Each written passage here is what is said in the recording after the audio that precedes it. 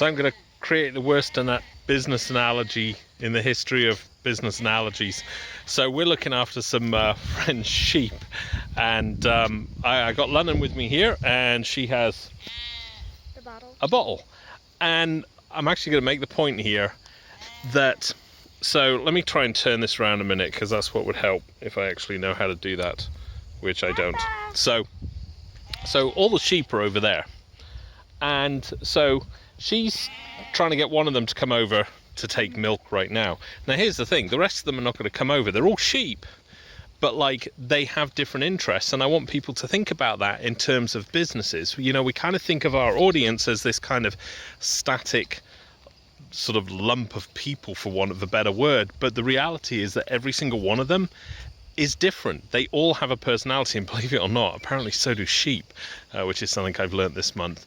But you know, the interesting part with this is, of course, you know, when London starts calling Pepper, which is like a young sheep, I don't know what that is, she comes over. The rest of them are not interested. They're just, let's just put them, they're still just eating grass.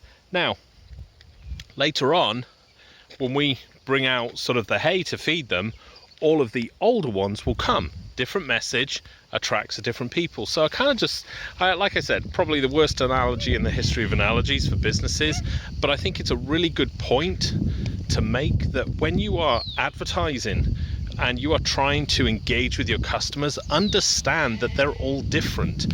There isn't such a thing as one message works for all. Everybody's going to have different ideas, different needs, different wants. So look, here we go here. See? Oh, this is actually, okay, so this is Sienna coming. And Sienna shouldn't even really have the bottle anymore. But you see, you put out the right message. She knew that London is bringing the bottle, so they'll take it. But you see, the rest of them don't care.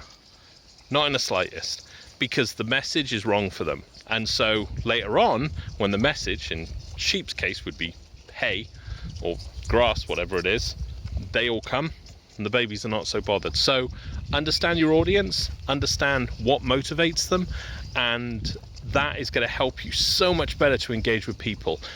You know, it's not a broadcast global message, it's individual. In an ideal world, you'd really want to be selling individually, one-on-one to each person.